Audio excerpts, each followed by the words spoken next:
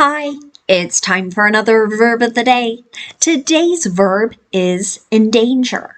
Now, I start most of my videos by saying, let's look at the definitions, but I have a feeling most of my students who are watching these videos could look at this word and sort of figure out what it means. So if we ignore the first two letters, en, that's our prefix there, and look at our root word, danger. Right? This could be something that leads to injury or harm, right? Usually a bad situation. That prefix, en, that might be new for you, but if you listen to how I'm saying it, endanger, right? Sounds like in. And that's what this prefix means. En can mean in or within.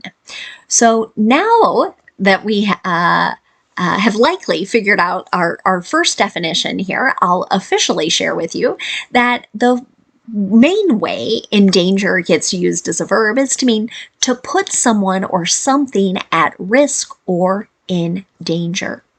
A second way you might hear the verb endanger used is to mean to threaten with extinction.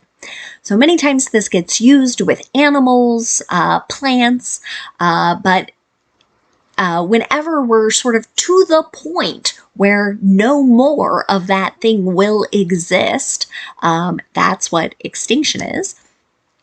We say that this thing is at risk, right? Really goes back to that first definition. You should know that endanger is a regular verb. To make the progressive form of this verb, all I need to do is add ing to form endangering. The past tense and participle forms of this verb can be made by just adding ed. Our base verb, endanger, ends in a voiced sound. The R sound there is voiced. And this means that my ed ending is just going to make a D sound. So I'm not going to add an extra syllable as I say it. It should sound like this. Endangered, endangered. Okay. Now, you might be happy to know there are no additional phrasal verbs that we need to study.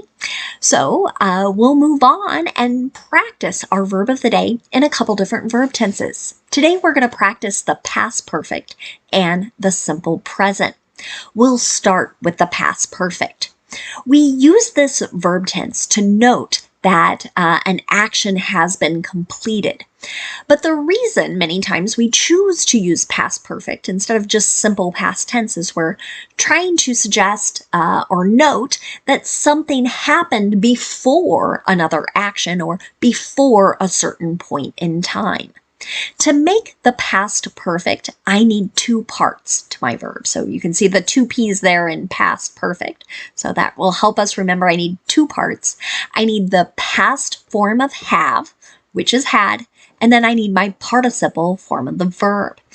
So to make an affirmative sentence, you're going to see subject, had, and then the participle. Here's an example sentence. The man had endangered the tortoises he stole from the zoological park. Okay. Now, I borrowed this sentence from a news report in the last few years. There really, truly was a man who stole this particular animal, tortoises. I think the story was he stole two from a particular park. Okay. And I included a picture there of the animal, just in case that was a new word for you there. Now, if I want to make a negative past perfect sentence, again, I start with my subject, I use had not, or the contraction hadn't, and then the participle form. You can see that in my example. The babysitter hadn't endangered the children. Right? So they did not put them into a dangerous situation or at risk of harm or injury. Next, let's talk about the past perfect yes or no questions. Right? To do this, I start with had, then I have my subject, and then the participle form of the verb. You can see this in the example. Had he endangered other patients before yesterday? The sentence, I could be talking about some type of medical professional who put people at risk yesterday, right? Now I'm wanting to know, did this action occur before yesterday as well? Now let's talk about the simple present. We use this verb tense to talk about habits and routines. It's also common for facts. And the trick with the simple present is that we have to pay attention to our subject. If the subject is I, you, me, or they, I just use the base verb. But if the subject is he, she, or it, I need to add an S to the end of the verb. Let's take a look at an example of sentence.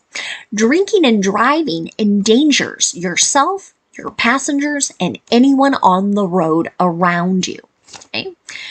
This would be a great example of a factual statement, right? So people who consume alcohol and then operate a motor vehicle, they're not able to focus. Their reaction time is slower. They can hurt themselves, anyone else riding in the car with them, and anyone else out on the road as well. Now let's talk about making negative simple present sentences. To do this, I start with my subject, and if that subject is I, you, we, or they, I use do, not, and then the base verb. If the subject is he, she, or it, I use does not, and then the base verb. So notice I'm not adding an S to the end of the verb with either groups of these subjects. So an example of this might be, these particular bugs don't endanger trees, right? So they're not going to harm them. They're not going to put them at risk of dying, perhaps. Okay. Lastly, let's look at making yes or no questions in the simple present. To do this, I start with do or does, whichever form matches my subject, and that subject comes next. And then I'm going to use the base verb. So again, I'm never adding S to the end of the verb with my yes or no questions. Let's take a look at the last example sentence. Do states' restrictions on postpartum treatment endanger the health of immigrant moms? Okay. This was a question that was asked in another news article I was reading. Some states have rules regarding how much health insurance and health care someone can receive on public benefits. And so sometimes that it might be there up until someone delivers a baby, but then after that, right, there is no additional health benefits for postpartum treatment.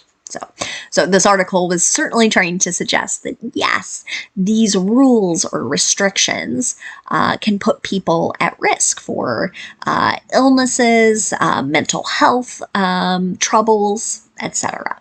Okay. Now, let's spend a moment looking at some words that are related to our verb endanger. And the first word we're going to discuss today is the noun endangerment. This is the action of putting someone or something at risk or in danger. An example of how you might hear this used in a sentence. The mother was charged with felony child endangerment. Okay. Unfortunately, there are many news reports that use this, but what this sentence is suggesting is a parent, here in this case a mother, put her child, or perhaps multiple children, we don't really know the situation here, at risk or in a dangerous environment where they could have been seriously harmed or killed. And this relates now to being prosecuted for breaking the law. Parents have a duty and obligation to keep their children safe. Now, let's take a look at another related word. It's the adjective endangered. This adjective is used most commonly to describe animals. And again, it means seriously at risk of extinction. An example of this might be mountain gorillas and hawksbill turtles are endangered animals.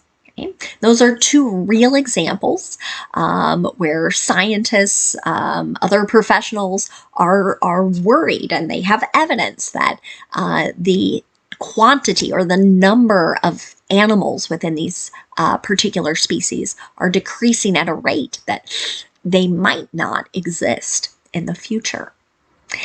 Thanks so much for watching today's video. I hope you have a great day.